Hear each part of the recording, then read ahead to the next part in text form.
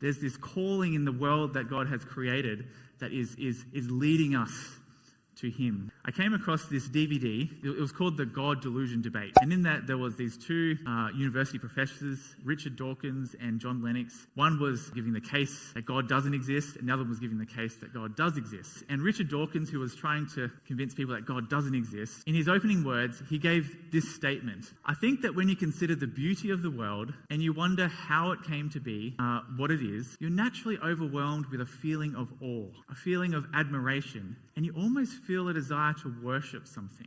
And it's tempting to translate that feeling of awe and worship into a desire to worship some particular thing, a person, an agent.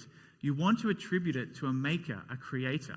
Now remember, he's actually presenting the case against a God. As my 15-year-old self, I'm listening to this. You know what I heard? He hears it too. He sees it too. When he sees the world around him in all of its complexity and all of its wonder, he feels this drawing towards something bigger. He feels this drawing towards something behind it all, and this almost desire to worship something. Now, of course, he's come up with this kind of intellectual way of suppressing that voice in his heart, but he hears it.